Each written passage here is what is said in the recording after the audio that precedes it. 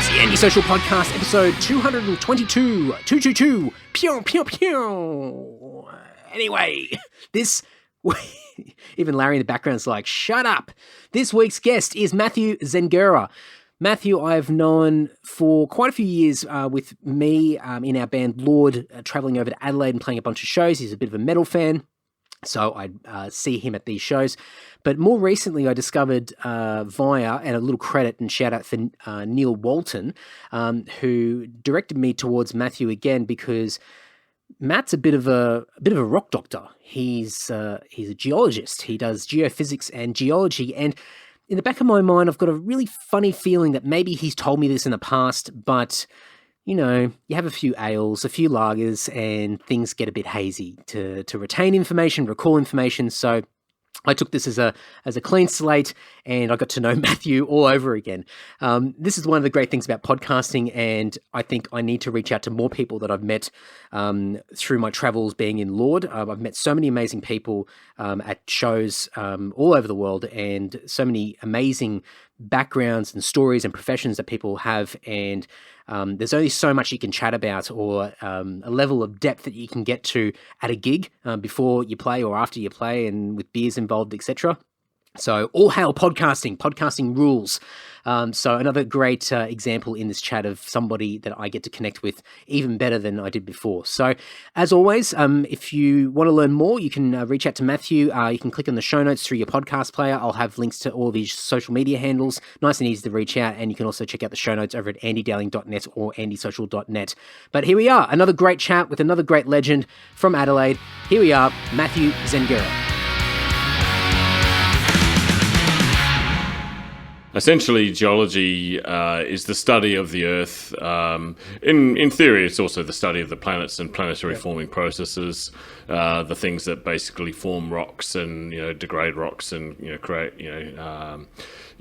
what the distribution of different rocks means in different parts of the Earth, what it means for the Earth's history, how you can decode the different tectonic processes from looking at different rock types, and of course what usually geologists do most of their time in is mineral exploration or oil and gas exploration, and sometimes working in research as well for government agencies. They also work in environmental applications and engineering applications, because these have obvious connections into geology as well. Where the geophysics comes in, essentially, is it's a bit like doing geology without touching the ground. Okay.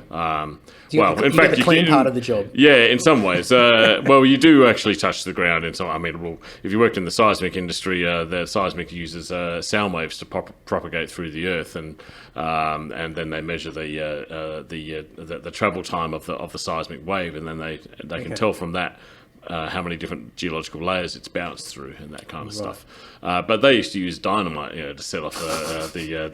So we've come. In fact, they still do in many parts of the world. Yeah, they still use dynamite right. to set off seismic explosions. Now they use things like air guns and earth vibrating trucks and things like that. That's in the oil and gas world. But a lot of many geophysical applications actually don't involve contact with the Earth at all. They just involve sending recording the gravity signal of the Earth, which varies a lot around as you move around the crust, or the Earth's magnetic signals as you move around the crust. And then the way these vary tells you a little bit about the composition of the material that you're passing over.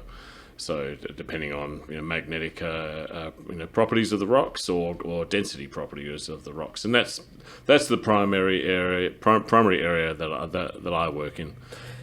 That's full on, because I guess one thing especially with a lot of these here's me and everyone's listening going, okay, go for it, Andy, try and wrap your head around this one. But I think everyday Joe sort of looks at it and goes, oh well, it sounds all fancy and obviously very complicated, and no doubt you've been immersed in this field for years, a lot of study, a lot of qualifications to get to where you are now. And you sort of mentioned that one of the purposes or one of the roles that it plays is to assist with finding things such as oil, et cetera, et cetera. Yep. So from various large organisations who are extracting this stuff out of the earth, this is a really critical role in order to be able to find. Can't just start drilling in one particular area and cross your fingers. There's got to be a lot of science behind it to be able to locate it. Correct. Is it in addition to that, I guess a lot of this reading that you're doing of the Earth, I mean, I'm definitely oversimplifying this, but what are some of the information that you're getting from it, and I guess what sort of things are being learnt, or I guess what sort of actions come out of the back of it? So what does it do? What do we use with this information? Well, it's basically I sometimes think of geophysics and geology at being at the very sort of top end of kind of the scientific process in many ways, because fundamentally we all rely on the Earth and what comes out of it. We use the materials from the Earth, in everything that we do every single day, and so to understand and produce those things, we need to know the science behind it.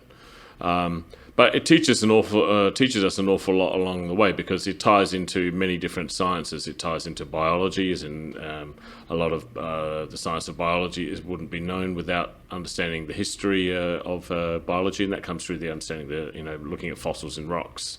But it also comes to the understanding of the evolution of the Earth, and that is usually described around looking at the ages of different kinds of rocks, looking at plate tectonics, which was discovered through magnetic mapping in the 1950s, 1960s of the oceans. And that has helped, that completely redefined, at that time, for example, it redefined everyone's view of the Earth as a dynamic object. Nobody really understood up until then what kind of processes were, caused volcanoes, for example, what the structure of the Earth's interior was like. And so all these kinds of processes apply not just to the Earth, but they apply to any kind of planetary body. So that's why geophysics and geology is very much the science of planetary bodies. So it's at the smallest scale in a way.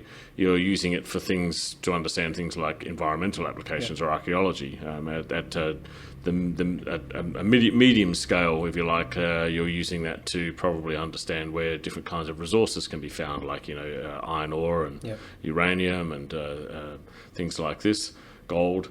But you're also looking at it on the macroscopic sort of scale to understand what important processes affect the Earth, and these, of course, then start into long-term issues affecting the Earth. Things like where is it, where are good and safe places to live, how this is linked to things like climate change, and how this type of evolution has affected the evolution of humans, and so it links into a lot of different kinds of sciences. And so studying this science it has a direct feed into a lot of different applications that people, I guess, take for granted every day, or sometimes they work in an area and they don't even know that it's actually impacted by geology and geophysics. So it's not as niched as it may initially appear to be. Like as you said, like it just extends into so many different areas of the sciences, let alone just, I guess, existence. Like even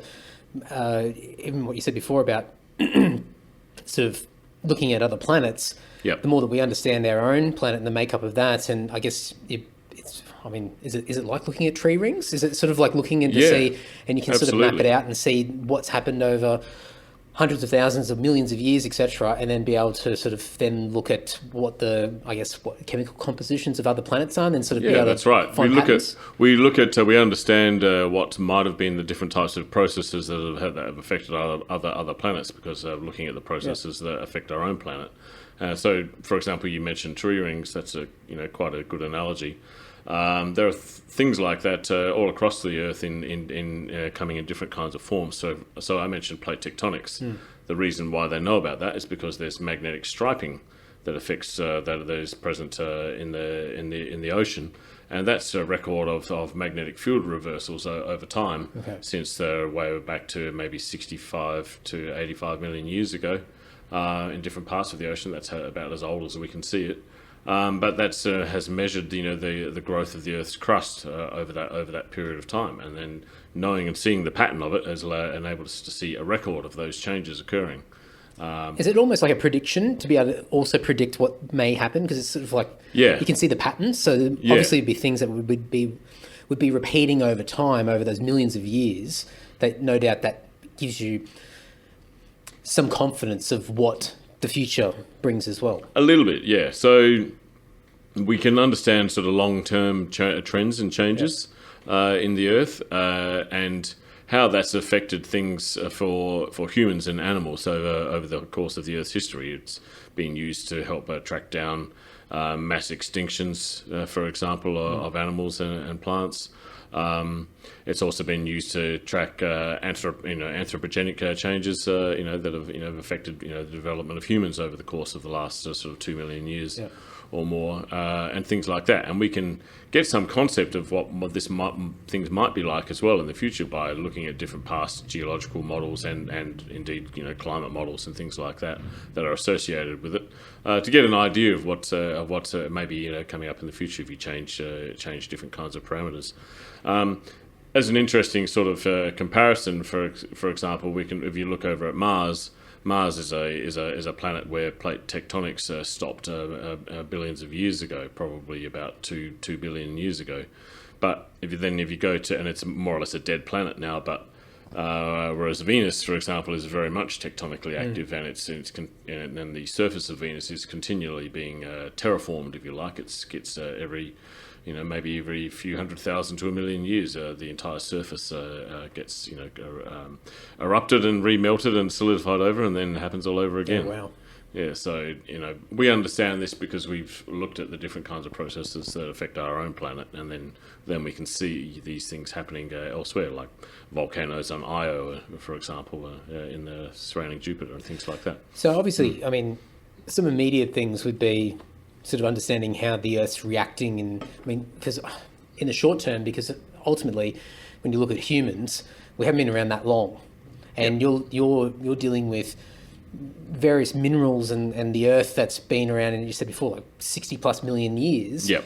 We're a blip. Like, so really, how do you understand what happens in that blip when really you're looking at something that's over such a long span of time? So I guess when you're sort of collating this information, you're learning and getting more and more data, what sort of things do you think about? Because all these debates, and I'm certainly not going to get political because I've got no idea what I'm talking about, but when there's all these debates around the world changing, the climate changing, et cetera, for whatever reason it might be, ultimately the questions are going to be, well, what do we need to do with it? And as we collect data, how much of an influence are we going to have?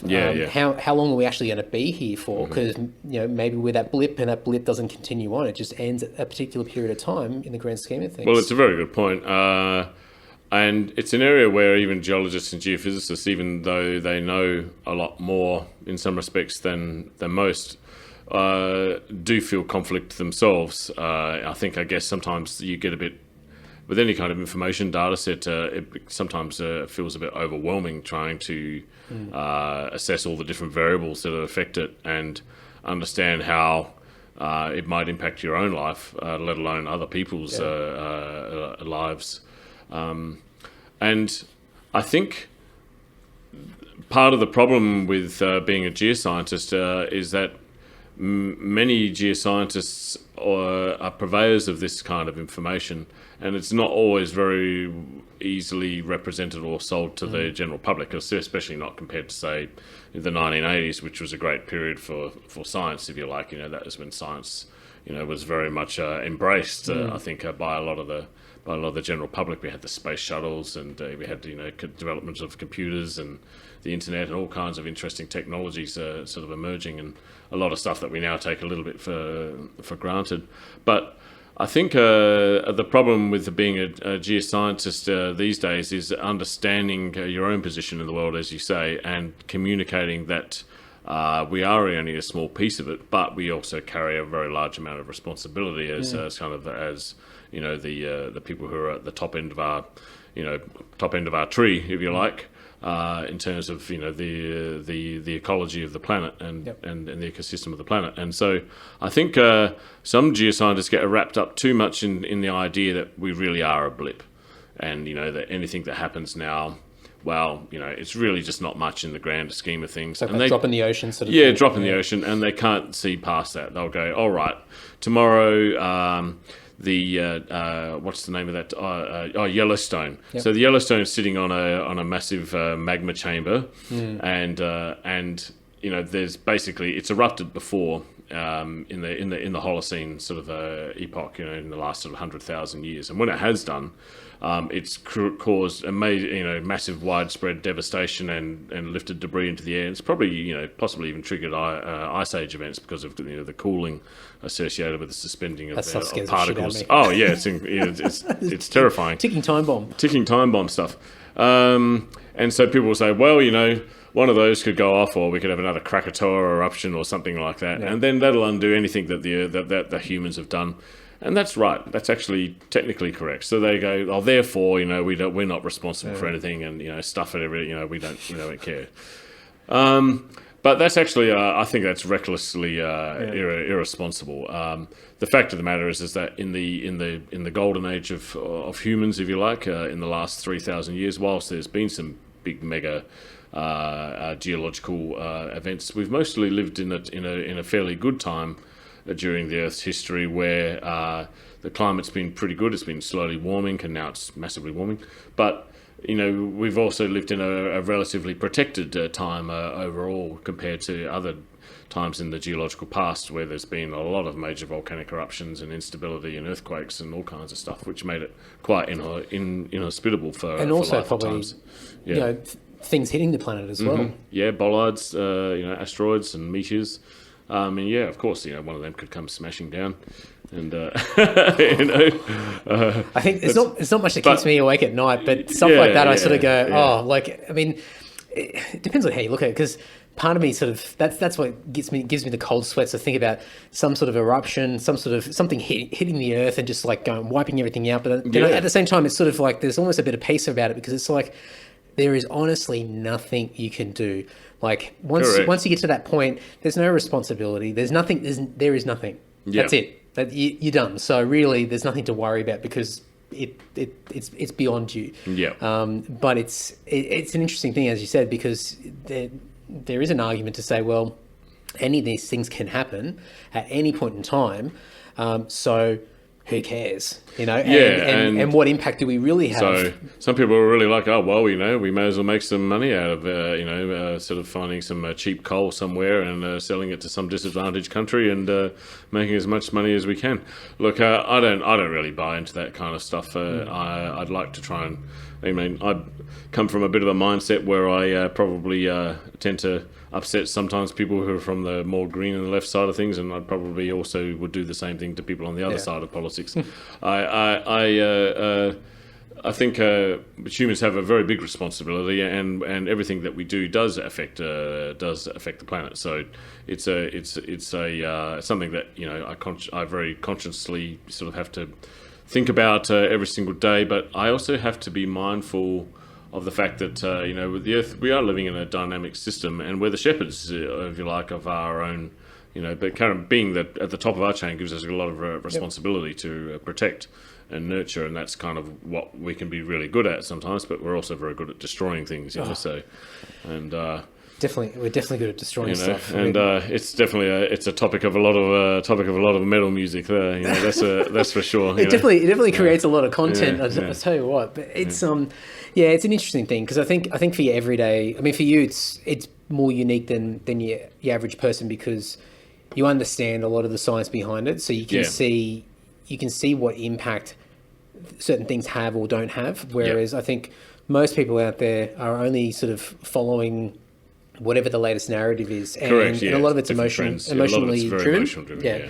And so that's a really hard thing to navigate. And you think, oh well, am I going to feel guilty every time I do a particular thing, or should I be doing more? And what's my impact? And then you sort of think, you just get overwhelmed and think, well, what hope do I have to make any? Why bother, basically? Correct, and it's very hard to spruik the benefits of things that are healthy and helpful at times in geoscience. Without going into this whole emotional debate that drives a lot of these kinds of arguments. People can produce facts and figures these days, seemingly at will to try and justify their own types of arguments and stuff. But there's very few people out there who understand, both the short-term view and the long-term view at the same time.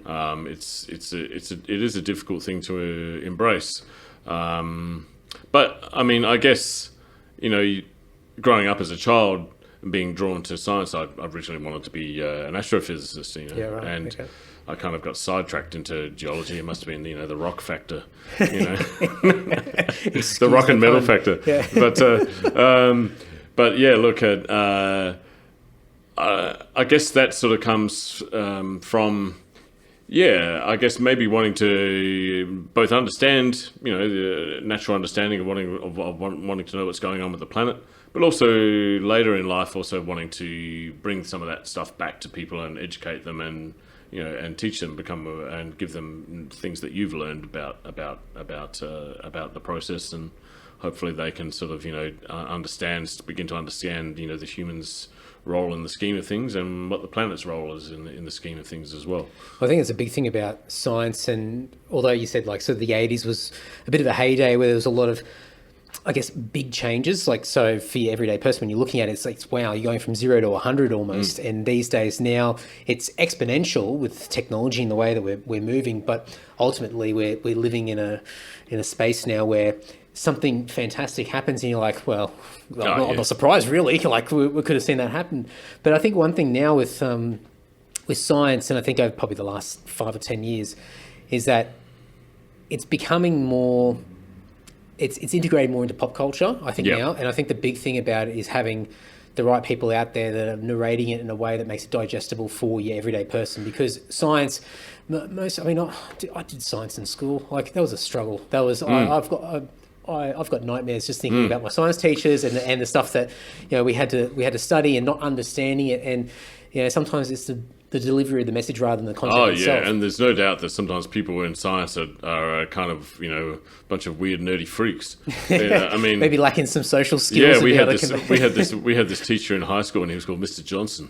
He taught us physics, and he was famous for wearing the same pair of brown trousers every day and walking around with his hand in his pocket and sweat continually dripping off his forehead. I mean, you know, and sometimes when you go on the news and in the media, right, and you see some person who's they're interviewing to talk about some particular topic, you know, that's actually of quite significant importance.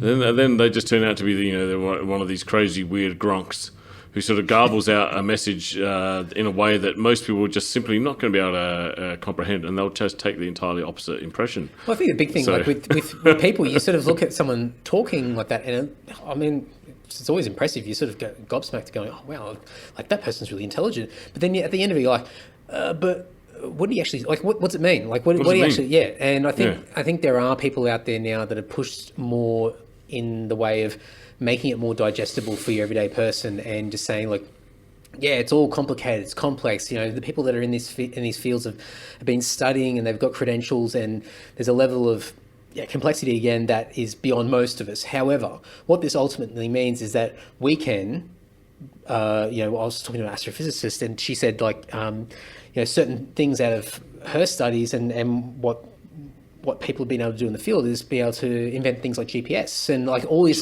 things we take for granted. So all these technologies, and so it all comes from these sciences. And so I think when people start to draw the links in, they go, this is actually really important. It's not just about somebody, puffing their chest out and throwing a whole bunch of intellect out there where people don't understand. There's really important stuff that links into everyday life. Well, that's right. I mean, people don't go drilling holes in the ground, just for fun at the same time. Yeah. So, I mean, they do it because there's a need for it. For example, lithium and copper. They're two of the most important metals in the world right now. They didn't used to be so important. If we're going to move into a happier, healthier, greener, more environmentally friendly future, we need both of those things. Yep. So, and we have to find them. So, I mean, what things generally would be made up of those materials? So, lithium is incredibly important in batteries. Yep. So, we need lithium for energy storage. We need lithium probably in the future for working with different types of, dare I say it, nuclear types of energy types of technologies. We need lithium in building technologies. Copper is incredibly important because copper, we're moving into we're already there very much in the electronic generation. It's copper to everything. If we're going to advance the world into electric cars and hybrid flying cars, like I read about in the news today, Hyundai is launching a flying car, Uber car, next year, this year or something. my goodness. We're going to need a lot of copper. We're going to need a lot more aluminium to make things lightweight. Unfortunately, the only way they mine aluminium is going and is often found in, under the bedrock of rainforests and things like that. Yeah, because I think a lot of through Southeast Asia, Indonesia, and places like that is where they're pulling a lot of these metals. These things out of the ground, and and it's actually really bad. And so, but we have to be really careful about what humans do. We have to. Part of the reason for telling the science and for educating people and trying to sell them a message about science and the things we do. I work in a field which is not, regarded sometimes as attractive because of those kinds of, destructive kinds of things. But then people don't think about their own lives and all the different things that other people do. We have wars and we make things that kill each other, and we, throw a lot of rubbish into the ocean, and we do, all kinds of things. That's it. If it's not one thing, it's something else. But the education of society hopefully will help people gradually understand that resources are finite, and we have to live sustainably, and that's kind of the message along with the science that has to be sold. I think one of the things I've seen, some of the narratives out there around fossil fuels versus renewable energy and all this sort of stuff. And this is way beyond my knowledge or I've got no expertise in it. But one thing I sort of thought, and you just touched on it with if we're moving in the direction of electric cars, for example, on its own, just without anything else, you're sort of moving away from your traditional fossil fuels, tearing up the earth and causing all this pollution through that, and then you just move into just another form of doing the same thing in a way. Yeah, you're transferring the thing down the chain. So you now need the power to be coming from somewhere. Yeah. And instead of the power being generated at the car, it's being being generated somewhere else. It's being generated at a power station on the grid, so that's going to use more power. Yeah. So everything still has a balance. It might be less emissions, but but it might be making more emissions somewhere else. That's right. Or causing more destruction in the environment somewhere else. But then again, what's the alternative to an electric car? Well, that's right. I haven't worked it out yet. I'll get back to you on that one. I think we all need to get the Back to the Future. We all need some of those super cool anti-grav skateboards. I reckon just everyone should walk these days. Don't even worry about travelling anymore. Just walk around here. There's some nice parks across the road. Just that's right. Check out your local area. We're all just getting fat and lazy, and old. In my case. Yeah. You've obviously done a lot of travelling for your work. Well, first of all, a couple of things. How long have you actually been in the field doing what you're doing now? And has it been primarily sort of in Australia for most of that time, and it's only been more recently you've been doing stuff overseas, or what's it look like? No, it's been a whole mixture. When I started out in my career, roughly at the end of the 90s. Yep. So beginning of 2000 was when after I graduated, with the honours degree and all that, and so that was when my career kind of officially sort of started, I suppose. It took a couple of years to get going, but even then, a lot of my initial work was travelling around Australia, collecting geophysical and geological data from different parts of Australia. So it's always involved different kinds of travel. And then after that, one of my first jobs, they sent me to live in France for a while. As you do. So I bet your arm was twisted on that one. Oh yeah, my arm was definitely like twisted pretty hard, and it was like, oh yeah, no worries, south of France. Yeah, and so that was pretty cool. I lived there for a few months, and I wouldn't have minded staying longer, but the company kind of buggered up my visa, and I had to return home. But tail it back. Yeah, but then I did get a bit of a thirst for it then. About 2 years later, I moved to England, and I worked in England for about 18 months, and that was a pretty cool time. And in some respects, I also got to play in a band in England that was traveling around England and stuff like that. So that was pretty fun. I started to get a bit of a taste for the music and the world and the different scene that occurs in Europe, and so that was a real eye opener for me at that particular time.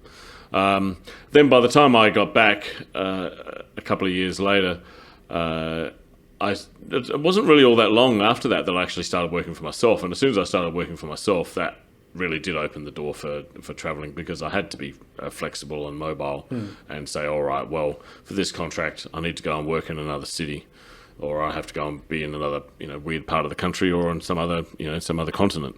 So, yeah, that's when things really did start opening up for me, and then things did. I've been, a lot of places since then.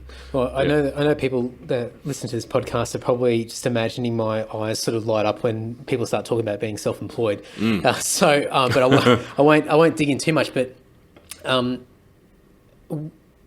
guess what you do now is it obviously it's a contract sort of thing that you go into these contracts, Yep. but are you acting as like a consultant or something like that, or is there particular tasks that you're operationally doing? Or? Yeah, I think I'm a consultant, so I provide basically a technical service, that specialises in the areas that I work. I mentioned before in gravity and magnetism for the most part, and so.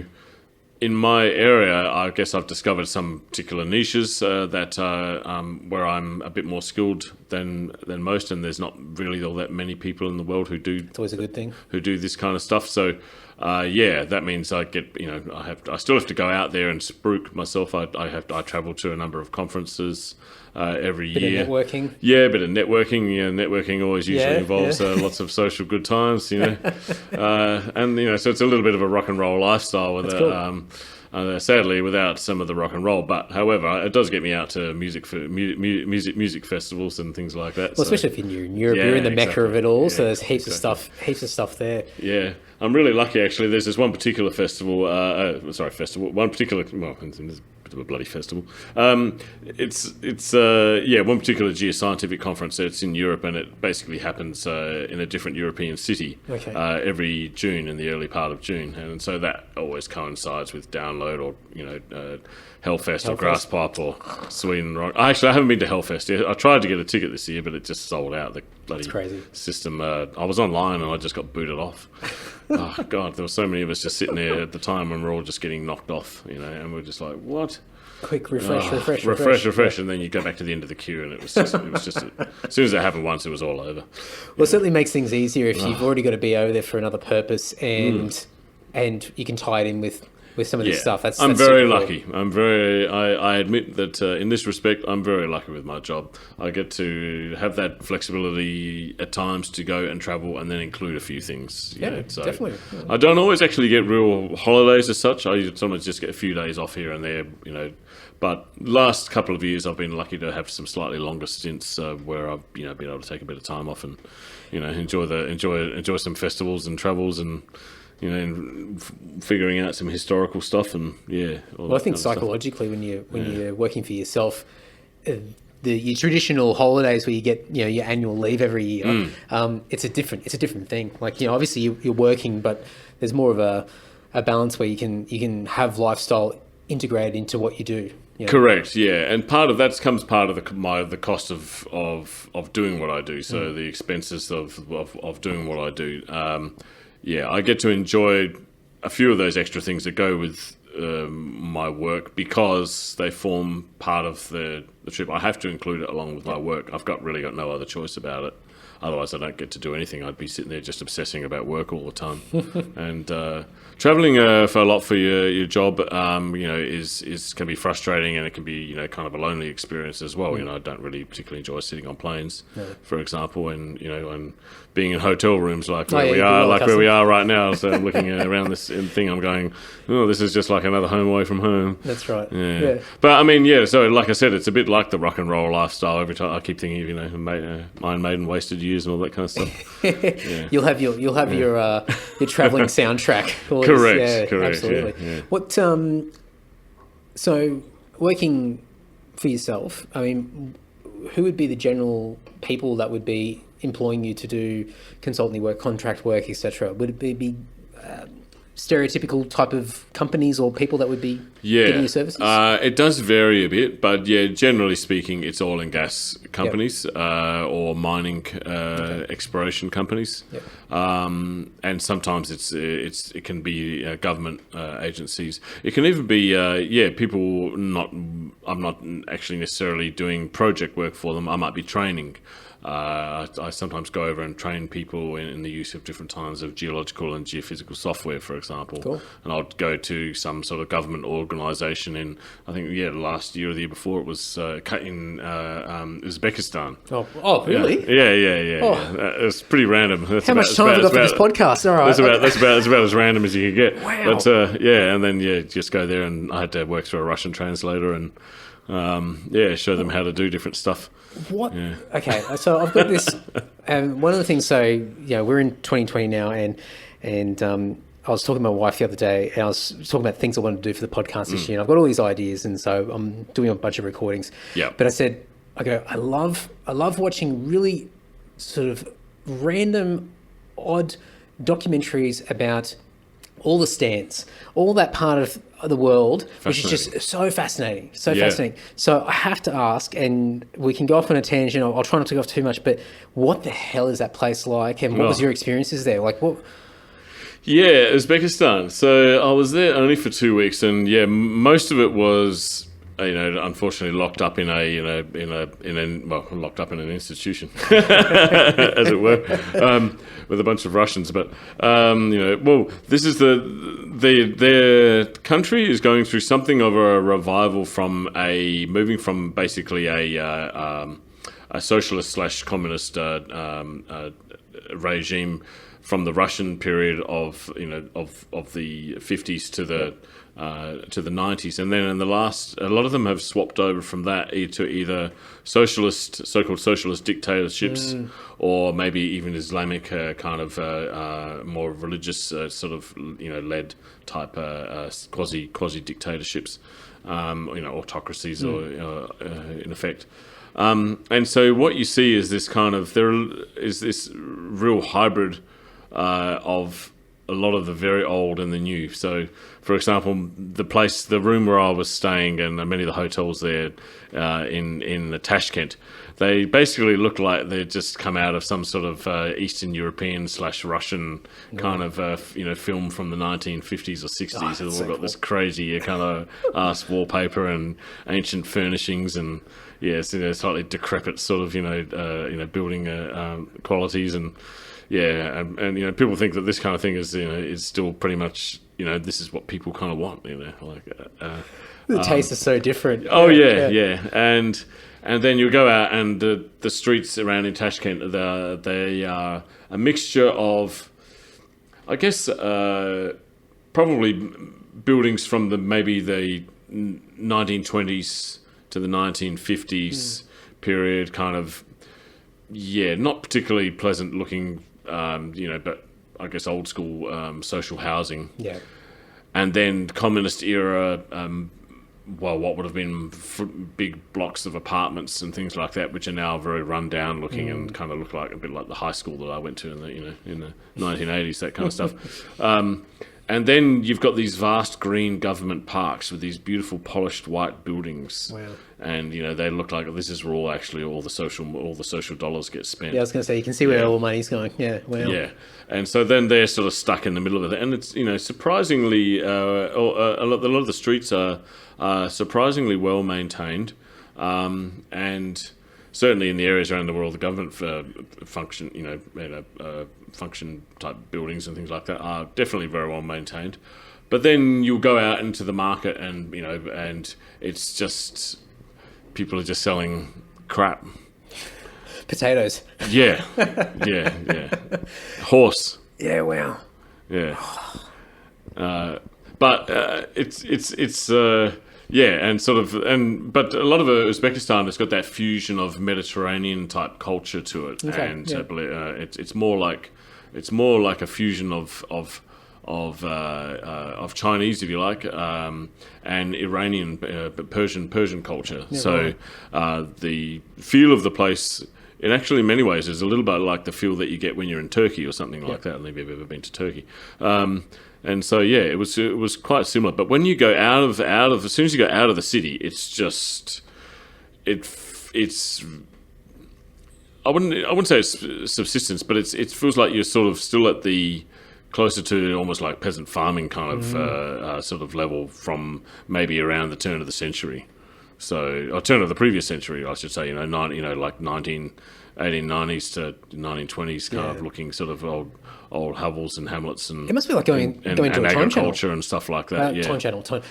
Time machine, like time capsule, just to go back and sort of go, wow, like this is like these guys haven't. It's almost like being locked off from the rest of the world because I mean, I always have really stupid thoughts all the time, but I sort of watch all these documentaries and I'm looking at these people and just such a radical, different way of living, but very dated in a lot of ways. And I sort of look at it and go, do they even know what's happening in the West or in another part of the world? Like, it's just absolutely incredible to see how different, and there's lots of other countries that are sort of far more out there than that sort of region of the world. But there's just something that seems so closed off by a lot of it that is just incredibly fascinating. Yeah, well, I was just looking up then on my phone at the Soviet cars. The Lada. They're just everywhere. Everywhere. They're just like something like, you know, when like I remember like watching SBS television in the late 1980s when it first sort of started, and you know you're watching these films that have been made in Yugoslavia or something like that, or in Eastern Europe, and you see, I felt like I was just transported back to one of those, most of the time. But then as you go south and you go into there's places like Samarkand, and Samarkand's on the Silk Road, and it's absolutely just you know that is just chock full of all that kind of Mongol kind of history. So this is Marco Polo country. So sort of right there, and you know, and Timor-Leste and all of that kind of stuff. So then you see these amazing mosques and temples and and all of that kind of stuff. So see that, I mean, obviously the work that you do on a day-to-day basis is interesting, especially in your field.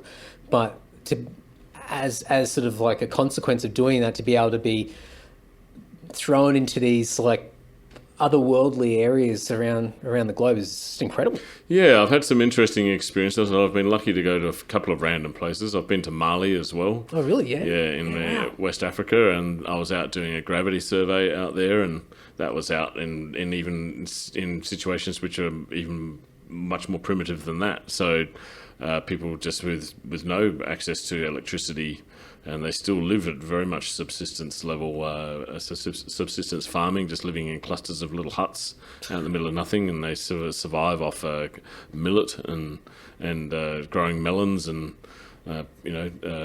gourds and kind of other kind of really basic subsistence crops. I think they might have a couple of motorbikes in between each village, and that's all that they have. And here I am bitching the women just washing their clothes in the rivers, and you walk by them, in the morning, and they're just looking at you like, oh my god, it's a white person. Yeah. I laugh at like the stuff that you complain about, where like I'm bitching about, why isn't my thing connecting to 4G? Why is it sitting in 3G? And you sort of think that to somebody like that would be like, well, it's not even that they don't understand; they just can't even comprehend. It. Like, not even that itself, but what's that linked to? What does it even mean? Like, some of the villages I've been through, they'd barely even seen a car before. Yeah, wow. Like, I got out of the car, and the people would just come running up, and I get out my digital camera, and then they can see themselves in this digital camera screen, and you show that to the child, and they're just like, must just freak them out. And they're just like, oh my god, and they're just trying to rip it off you and everything, and, so they can run away with it and play with it, just stuff like that. Did you ever feel overwhelmed going to some of these places? Yeah, absolutely. And they were, some of these people were being sold a bit of a bad story by their government about what would happen in their region if an iron ore mine was developed out there. Right. Oh yeah, suddenly you can all get jobs and you can all earn money and you can get technology and things like this. And I was just walking around there going, I don't really know if it's actually going to make these lives of these people. So they have a tough life here, but is that having all that stuff? Is that really going to benefit them? I think they might need some more basic things to begin with before they jump from 0 to 100. And once again, it would be exploited. Only the creme of the creme would actually derive material benefits out of it. And I was thinking, it was one of the times I've been out there, and I was thinking, well, I kind of really hope we don't actually find anything. Yeah, I'd rather this place was just left as it is. Is there?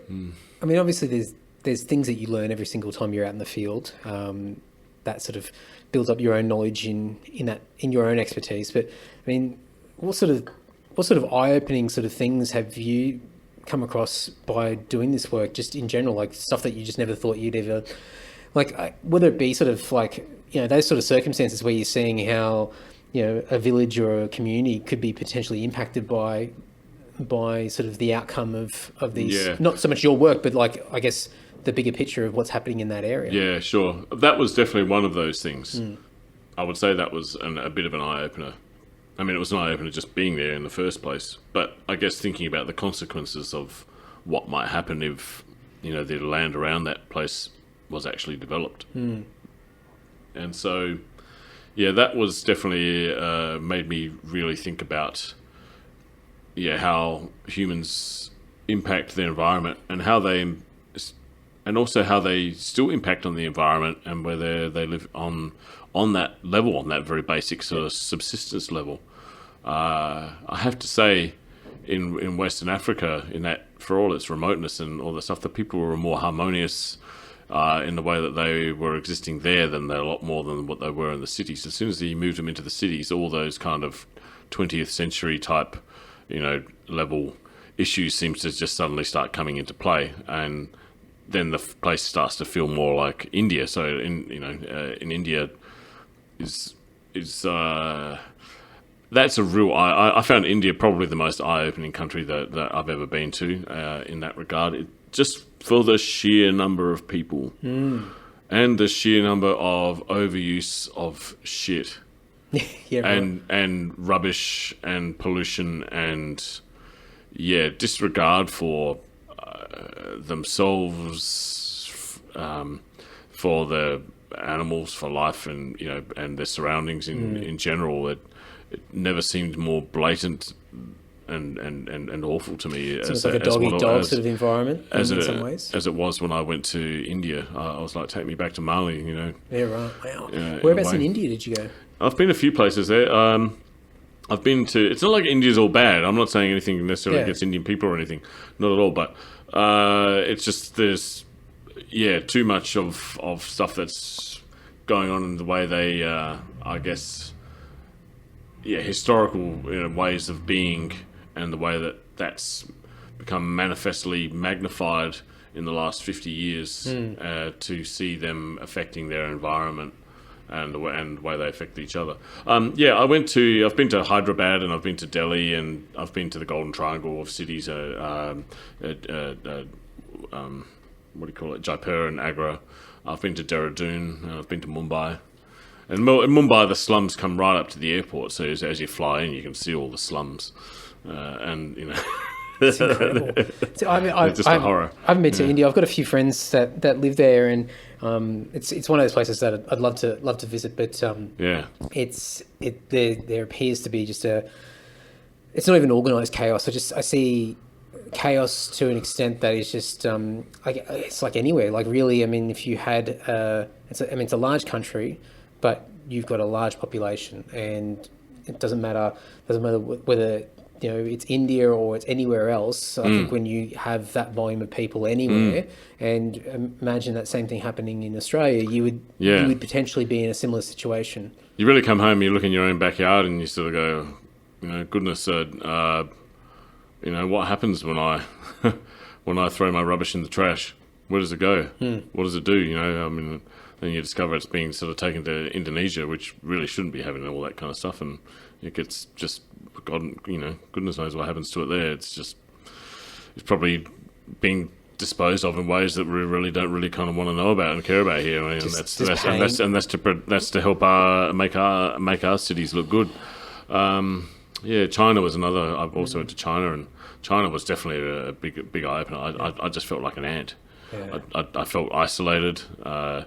Nobody, of course, then can speak to you, and nobody cared about you either. It was just, you really felt like you were on your own, and and really quite insignificant. You were just an item of attraction, like both in India and in China. People like you would just walk around the streets there, and you're this big 6-foot dude in a hat, in a big kind of a Aussie sort of hat, and there's some children running away, running scared, and other ones all running up to have their photo taken with you, and all this kind of stuff. It's mad. That's incredible. Yeah, I mean, it just must be so fascinating to be able to go to places like that where you've definitely been challenged on a number of different levels. I mean, obviously, the work that you do is challenging in itself, but then to have the additional sort of layers of being thrown into these otherworldly environments would be just immense. And in every place I go, though, I try and seek out the subculture a bit. You know, I try and see what people are doing for arts and sort of entertainment, and I try and get a bit of a feel of it. So I'll go and try and seek out, the local music. I'll see what people, and hopefully try and stay away from the trash. Or embrace the trash, as it were. So at least you get a taste and a taste and the flavour of it, and you go, okay, yeah, I've had that now. Well, they say don't I don't need to have that again. But have you found? I mean, look, you're a massive metalhead, and that's how we've connected.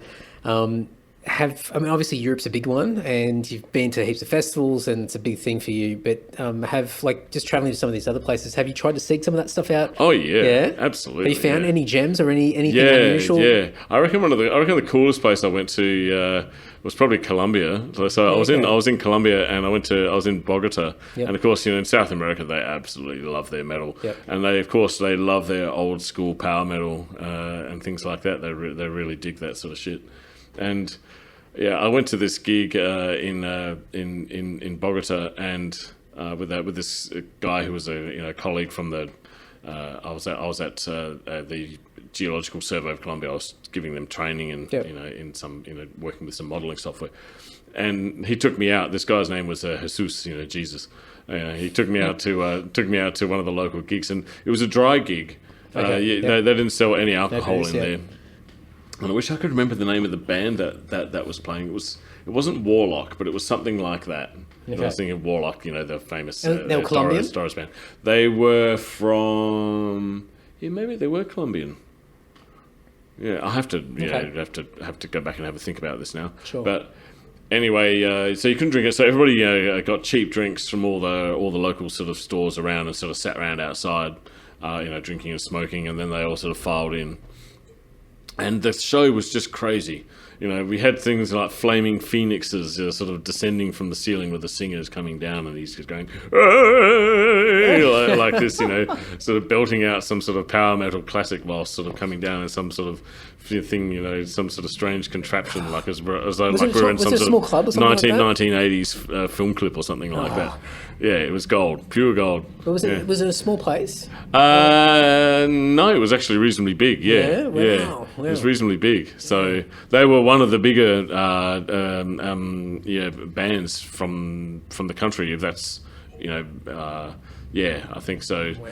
Yeah. So and it was just schlock central. Yeah, it was and.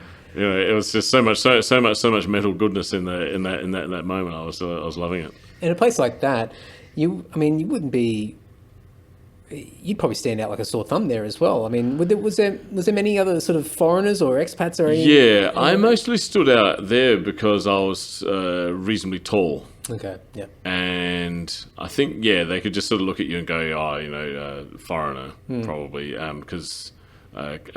Colombians are not super tall people, it's not like they're a very mixed very mixed race, and so I think it's not like there aren't white people floating around because there's plenty of them, but I think it's possibly the subtle different dress and the height perhaps, and then I think people seem to notice you straight away and sort of go, where are you from? Yeah, that's right. That kind of thing. So that's cool. Anywhere else that you've seen, like any sort of metal or bumped into any metal situations? Yeah.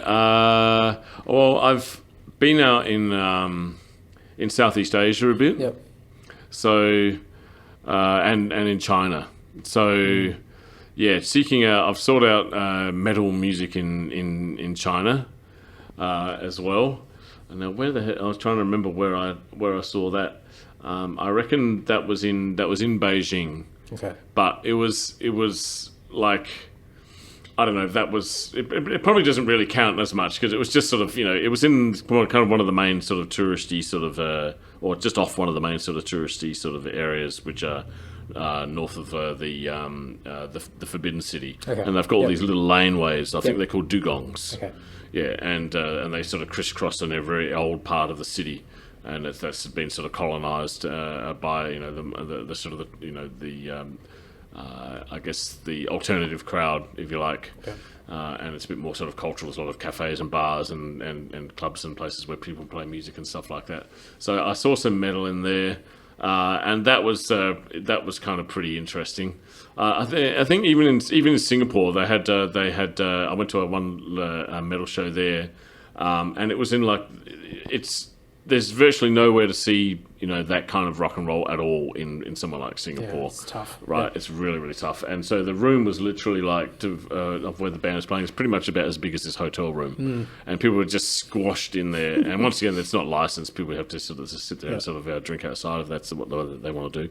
And the band's just sort of crushed into the corner and forced to play mostly on really, really cheap looking kind of instruments and without really much of a sound system. And yet there was actually a really, really good band. It was the particular one that I saw. I think I'm linked up on Facebook with one of the guys who was playing in that band, as I recall. Where else have I seen that kind of stuff?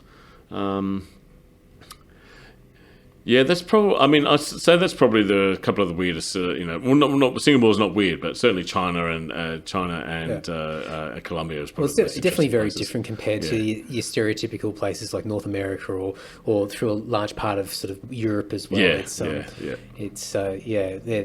still. I mean, even these days, it's more popular than ever, and a large part of like India is another big place for metal. It is. It's really big there, but I haven't managed to find anything from there yet. Yeah, well, I think India suffers from a similar thing with what Australia is with metal gigs. I think if it's a large international band coming through and playing shows, then they all come out. But I think their local scene will always struggle because there's just that perception that your locals aren't probably at the same tier as your Iron Maidens or whoever it might be. And I think also just the lack of their cultural attitudes towards it is still a bit like it's the devil's music, Yeah. So.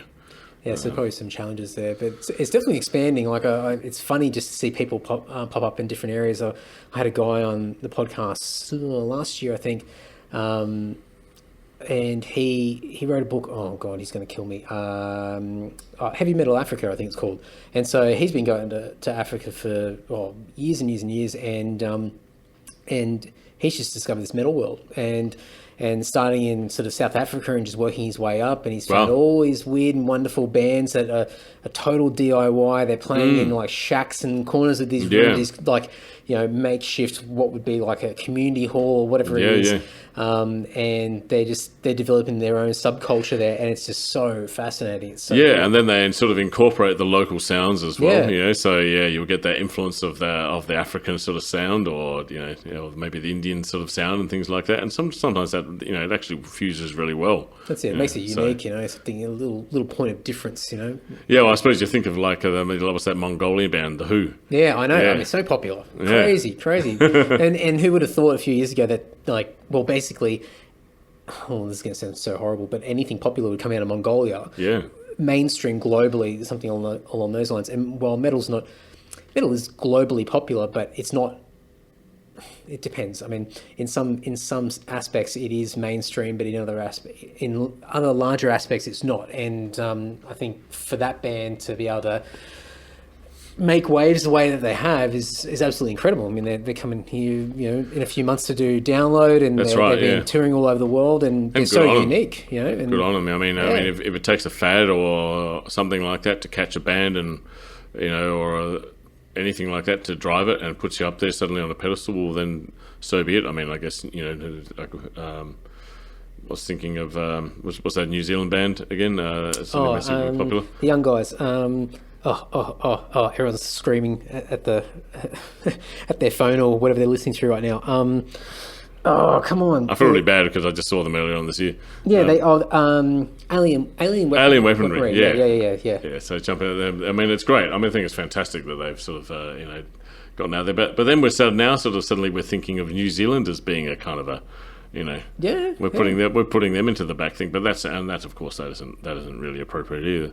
So I think the whole thing with metal, though, in a way, and the why metal is because it's underground. Yep. And that's there's something appealing about that. That's it's against the grain a little bit, you know. It's against the grain, and that's in a way that's one of the things that makes it fun. Yep. When traveling in different parts of the world as well, to go and seek it out. So go and patronize it and give the locals a bit of foreign sport, and they love it. Well, that's it. And it's something fun about it. If it was so easy to find or just easily accessible, then I think it would lose part of its appeal as well. It's sort of Correct. like going on,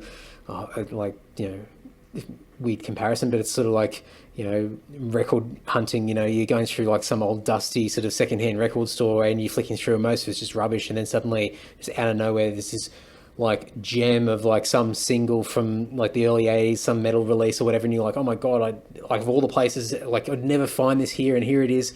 And it's the same sort of thing traveling. You go up an alleyway, or now these days, like, while we've got more information, we're connected, we're still trying to work out a map to try and find the place, the place that everybody talks about. And so Japan's like one of those places as well, where it's, they've been one of the go-tos for hard rock and metal for decades. But even now, like, there's something thrilling about walking through parts of the major cities trying to find the clubs, the rock clubs, the metal clubs, and they've got little metal bars. There's one famous one in Shinjuku called Gods, and every band, I'm over exaggerating, but almost every band that comes to Japan, or at least for the first time, will find themselves at that bar.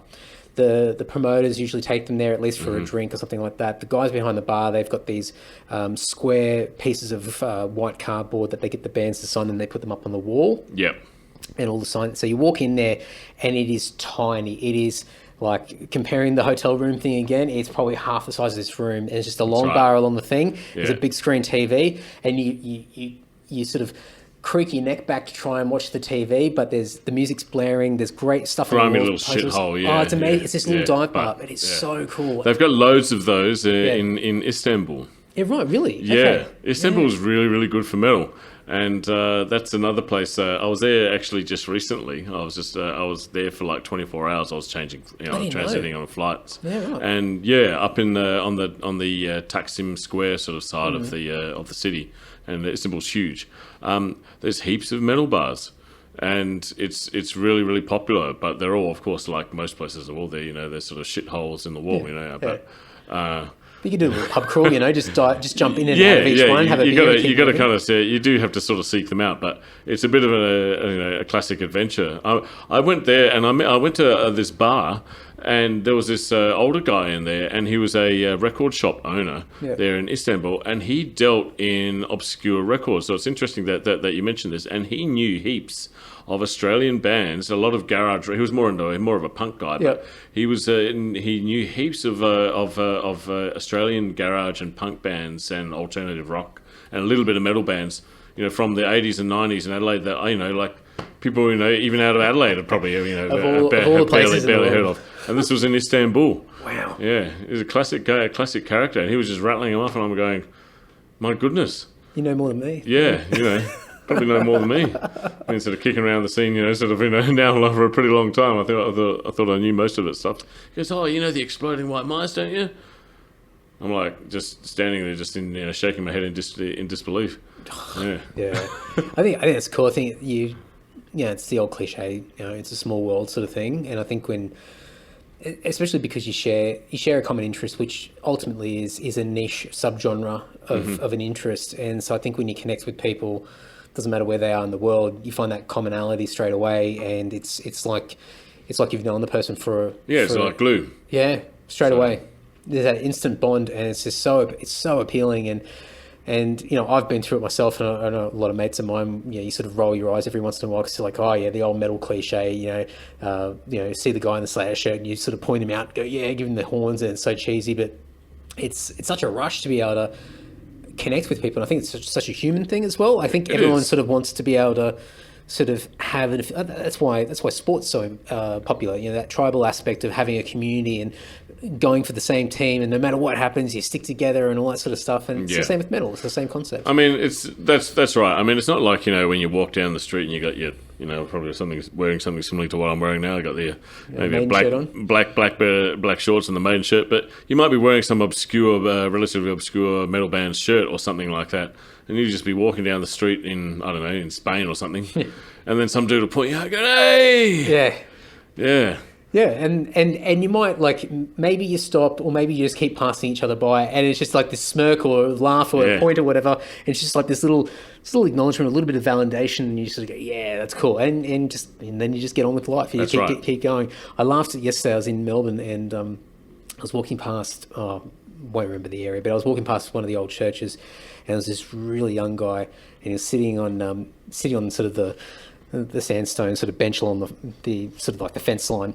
Yep. And he had a shirt on, and I was walking too quickly to sort of try and decipher what the hell it was. It was some black metal t-shirt, stereotypically, with a logo you can't decipher, but it was something I hadn't recognized before, but it was definitely very sort of cult and underground. And I sort of laughed, but I didn't react quick enough to say anything witty, but I just laughed, and he sort of looked up at me, and I wasn't wearing anything for him to sort of identify apart from the long hair. Identify you apart from the long hair. But I just laughed because it was so funny to see this kid sort of sitting out the front of this church with this sort of blasphemous shirt on, and I just thought that's so cool. But at the same time, it's like very metal. But there was an instant little connection. It was like, oh, that was probably me, 15, 20 years ago. It's just super cool. It's, exactly. Very, very. I don't know. I do sort of wonder what it would be like, when another sort of 30 years ago, 30 years from now, when I'm 70, and I'm still there smirking at some sort of 18-year-old brat sort of doing the same sort of thing. Do you find many metal fans in your field? It's a good question. Metal, I'm not sure. Yes, a bit. Yeah. I think music, yes. Yeah. I think geology, geophysics is actually an area which is very, which it does attract quite a lot of musical-minded people. Of some description or other. And in fact, at even some of these international conferences and things like that, they have jam sessions and either on their social nights out. In fact, one of the ones I was in London for the annual conference, the one I was mentioning earlier, and they had as part of the conference evening, the big social night out, which they happens mid-conference. They organise a jam session, and the jam session's taking place inside the Natural History Museum in London. And so, ridiculous. And so I didn't get to play, unfortunately, but apparently you had to register interest and say you were going to be a participant, and blah blah blah blah blah. So I didn't get a chance, but I almost did. But and so that was actually forming part of the proceedings, and it's because so many geoscientists and musicians, they play some instrument or another. And I was just talking to some guy there who was one of the drummer, and we were just talking about going all around to all the bloody European rock and metal festivals, of course, all the time as you do. But and this is not the first one in Southeast Asia as well. I've been to a few there, and then they say, "Oh, Matt, we remember you. You got in the box for where the stand was, and you played some guitar, or something you got like a reputation." That." And I was just playing some cheesy AC/DC shit or something like that, just to sort of make them laugh while walking around wearing a suit. But so it's actually very well patronised in terms of the music people with musical habits and musicology. It's a very big part of the geoscience community. I think there's definitely a thrill there when it wouldn't be so much unexpected for yourself, but when you find people that you can't immediately identify that they like something, and especially in that topic of music, and then you discover just through conversation that eventually you go, "Well, hang on, you know that band?" Yeah. It's like, yeah, of course. And like, "Oh, hang on, whoa!" And suddenly this rabbit hole, you just dive down it, and suddenly you're just throwing bands back and forth, songs, albums, etc., and you go, "Oh my god, like I would never have picked you," and vice versa, or whatever it might be. Correct. That's actually what happened to me very specifically with a guy that I met at a conference. I think it was about 2 years ago now, and his name was Rob. It was this American dude, and it turns out he was a few years older than me, but he was connected to all these people who were involved in the late 80s, early 90s rock and metal scene in LA. And yeah, he was just, as you say, sort of diving down the rabbit hole there. And basically what ended up happening was that we just got off into this tangent of a topic about rock and metal. Next thing you know, 6 months later, we're going to Grass Pop together. So, because we're both heading for the the European conference at that time. I was like, okay, I guess we're off to Grass Pop. Wow. And suddenly so I ended up camping with him at Grass Pop. And so that's super cool. Yeah. I think there's a guy I work with, and I don't know if he'll ever listen to this, but hi Andrew, he'll know who he is. But I was having a chat to him at a function, and I don't even know how the conversation started. I think he may have known that I play music or something along those lines. But anyway, it got to a point where he said that he likes metal, and I go, and usually like when people say, oh, you like metal, it's like, oh, maybe they might like Metallica or something like that. It's something, or something very Triple M-ish. It's sort of the basics or the fundamentals. Yeah. And he's like, I'm a big Sabaton fan. I went, well, what? And I'm like, I'm not a massive fan or anything like that, but I like a few of their songs. But suddenly I was just like, whoa, you know that band? Okay. And then suddenly it was just we went down this thing and just started trading bands back and forth, and it was super cool. And so, we work in different areas and don't often sort of bump into each other, but every once in a while I'll get a little Skype message or an email through going, oh, what do you think between these albums? Blah, blah, blah. I'm thinking about buying this, and et cetera, et cetera. And so suddenly you're immersed in whatever you're doing, and suddenly you start talking about metal. It's like, oh, this is kind of cool, It's amazing. Yeah, well, that's right. There's no doubt that I've formed connections in my industry because of the musical interest. And it helps. That also sort of gets you places. So there's a person I know just recently, even here in Adelaide, just randomly, who was looking me up because for another reason it turned out he was a guitarist in a band, and and he knows a drummer who I know, and blah blah blah blah blah. There you go. And then away you go, and suddenly we're working on a business opportunity. So it's amazing how it happens. That's so cool. That's so cool. I mean, they're just in the most unlikely of places. And I think now, because if you think about metal, and it's always debatable about who started it, but, Black Sabbath's usually the mainstay, and then it sort of goes from there. So if you think about sort of the 70s into the 80s, and I always say, like, yes, there's great metal in the 90s and the 2000s. The last 20 years has been some fantastic stuff, but the 80s has always been that sort of real soft spot of some incredible bands, classic albums, etc. And you think about sort of that tied in with the generations now, really your metalheads now are only starting to get into their 40s and 50s now. And so you find that, like, it's more common to find these people in every walk of life now, whereas maybe when we were all younger, and we looked at our parents, it would be, it was always frowned upon. It was the stereotypes. It was always, metal's devil music or things like that, or it would be associated with people that, riffraff or whatever it might be. And I think now, like, you just bump into people that are working in all sorts of different places. Right, and I think that's got to do with the persistence of some of that music that became really big at the end of the 80s and into the early 90s, and how that's persisted in culture since then. And then that's been carried forward, as you say. So people who are in their teens, or early 20s and stuff like that, around about that time, are now, we're heading into their 40s, or early 50s or whatever. And that's right. And because that's become saturation, later on, it's now more normal to see that sort of thing going. As you say, as you go out in different kinds of walks in life, and then to make those kinds of connections. I mean, I'm kind of fascinated by a bit in a way that the fact that it's actually persisted. I really thought when I was in my 20s that maybe by the time I was 30, maybe it might be all over. Like metal was just just a fad, or Yeah. the idea of being in a band was just, you know, like one of these things that you just did for a while, and then, you know, maybe you started a family and there's just a phase, or I didn't really, even, but at the same time I also thought to myself, well, you know, well, this is stuff I like. I don't know really why I should ever stop listening to it.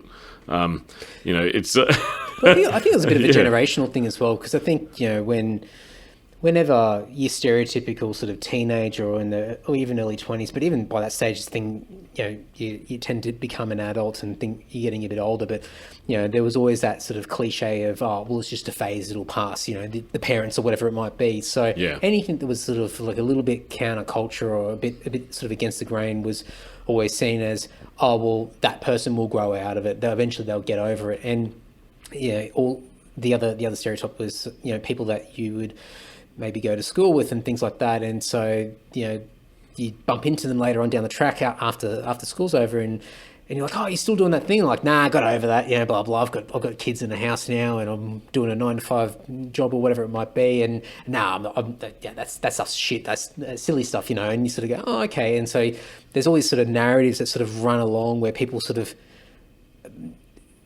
not identify with it, but they sort of relate to it, thinking that well, that's what you do. You know, eventually you sort of, you know, it's an adolescent thing to like things that are rebellious, and metal was always being rebellious. So that means that eventually, when people mature, that they'll shed those things and continue on. Now, if you look under the surface and you bypass the stereotype, you realize that it's got nothing to do with just a rebellion or anything like that. There's so much texture to music in general, but even to heavy music and rock and metal and all these sort of things. And I think to be a fan of certain kinds of metal and stuff, it's really hard to imagine that it doesn't persist. I mean, it's like, you know, it's like you never heard of the I don't know who quoted this, but there's some famous person who sort of quoted something like, well, you never heard of the Slayer fan, you know, who went to, you know, a Slayer concert once, you know, like, you know, and that was it, you know, like, oh, I did that once, you know, when I was 18. Yeah, got over it. You only ever met the Slayer fan who's sort of, you know, who's got, you know, sort of, you know, seasoning the logo, Slayer logo sort of tattooed on their nutsack, you know. Yeah, that's right. Yeah, going back to rebellious sort of tendencies. Yeah, I think it's just, look, there's definitely people that sort of become attracted to what it is and I guess aspects of it, and that can align in with an identity that people create during different parts of their lives. So when people are going through maybe friction and tough times growing up and trying to find their own feet, etc., then it might be quite appealing, because especially if you're struggling with a lot of other things, then it's a rebellious sort of thing to latch onto. And as you get past those things personally, then it's not as identifiable as it used to be. Yeah. But I think for the majority of people that discover hard music, heavy music, metal, etc., I think most people just really, I think there's definitely an identity thing, but I don't think it's for the sole purpose of any form of like going against the grain or doing something that's anti-establishment or anything like that. No, not really. It's probably more of an indication of an average mindset of a certain group of sort of society, and you know, sure, there are common threads to it. Like, you know, a lot of people who, there is a rebellious aspect to it, but you know, there's a rebellious aspect to a lot of kinds of rap and hip hop type music definitely as well, and things like that as well. For example, stuff that I admit I don't really get much into, but you know, those, it's more of, I think that's a particular, that still identifies a certain stream of people in society, and I don't think this particular stream of people are also, we don't find the outlets in the way that, say, other people do. Like, you know, so we don't go out and march in the streets. Metalheads are not really march in the streets kind of people. We jump in the mosh pit and take out our issues and our aggressions, kind of, and things like that there, or, you know, we're headbanging them out at home or whatever. Oh, we're drinking them out, probably more likely. but you know, that's identifying a stream of it's identifying a stream of a certain you know, a group of people, I guess, who are already all connected through this particular music. So it really is actually, I think it's a subculture of people. Yeah. Definitely, and I think taking the pressure off sort of the identity aspect of it as well, where, you know, I know a lot of people that are really passionate about metal music, but if you walk past them in the street, you'd never pick it, you know. Yeah. But then on the other end of the spectrum, you've got the guy who is just 100% metal from the inside to out, and you'll spot them a mile away, and you know exactly, you know them, you can read them straight away. But that's the cool thing. It's like everyone gets something different out of it, and I think I just think it's something that's more noticeable now than ever before, because it's not the old stereotypes. And as we said before, I think the generations are changing, where it's become more the norm rather than this sort of very sort of fringe interest that would be shocking to the that's generation. Right. There's probably still quite a few people out there who wouldn't have a clue, especially in my professional world, that, you know, of my interest in hard rock and heavy metal. I don't really go out and, you know, people who know me might hear this particular podcast would probably chuckle, but I don't really go out and blatantly advertise it, like certainly not in my professional life or anything like that. And also, I'm not an obsessive metalhead at all. I listen to a lot of different kinds of music, and I go and do a lot of different kinds of different kinds of social things and other musical things. And, you know, I'm not always dressed up and looking like a bloody metalhead, you know, some sort of metalhead scumbag, you know. I mean, I might actually be really that inside, you know, rip off the shirt and, you know, and that's, you know. It's the Superman outfit. Yeah, correct. Yeah, super, you know, super metal dickhead, you know. But I mean, so it's for me, I like to have different, you know, I mean, for me, I like to have those different kinds of personalities and different aspects about my life.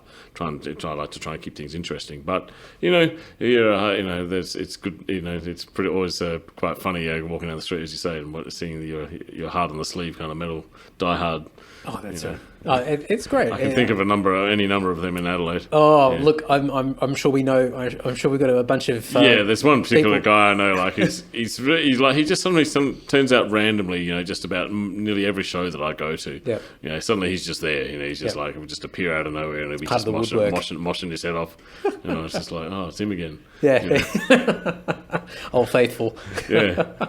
So I'm thinking of the time, but what's this year look like for you? Are you doing any traveling? Are you getting around? Yeah, this year's still a little bit of an unknown factor. Yeah. It's last year was good I had a good year in some ways. It was a little bit, but some stagnant in some ways that where I was trying to progress things a little bit. So I'm hoping that this year is going to be a bit more of a developmental year, where some aspects of the kind of the work that I do are going to shift a little bit.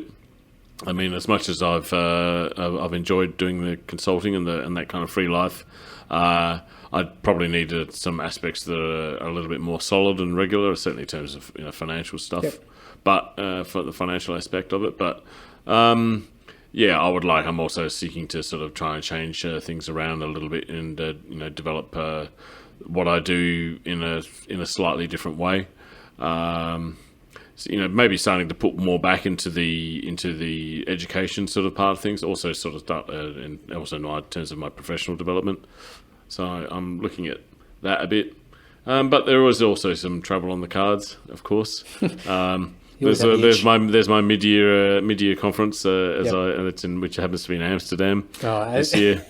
What a shocker! Yeah. Oh damn! All right, I better go.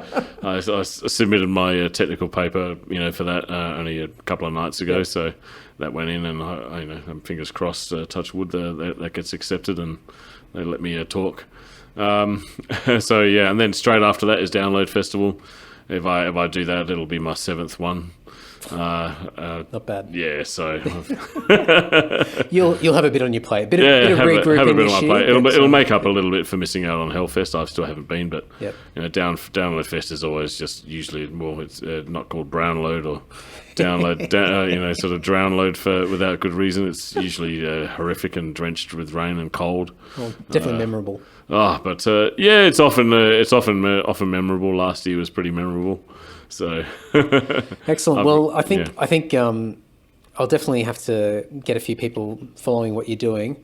Sure. And actually, do you write at all, like with your field of work? Do you put anything online? Or anything? I do put things online. They're usually I have a website for my business, and I post on LinkedIn. Okay. So on LinkedIn, I'm present there, and I publish articles and sometimes thoughts on different things.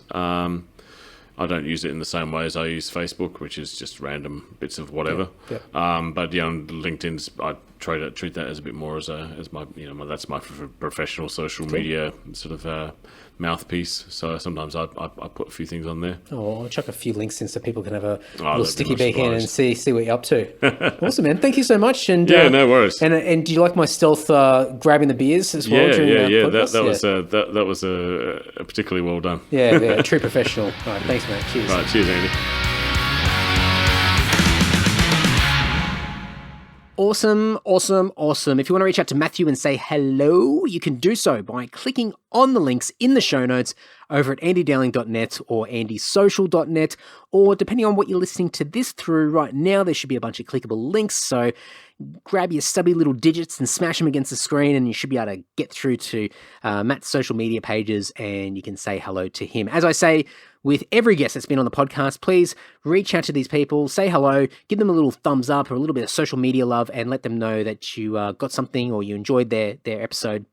It goes a long way. And hell, go right back to the start. Go back to those first few people that sacrificed themselves, took the plunge, took the risk to talk to me, cop an ear bashing from me, and let them know that you're still listening. Maybe they've even forgotten that this podcast exists, that they even had the conversation with me in the first place. Let them know that the gift keeps on giving.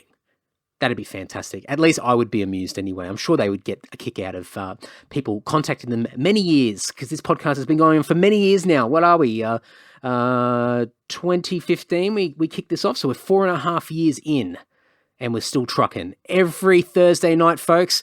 Every Thursday night, 8 p.m. Sydney time, we've got a new guest episode coming out, so stay tuned for that. Lots of other things happening behind the scenes. I'm recording these intros and outros a little bit in advance, but there are a few changes that are on the horizon. So I'm going to leave it at that.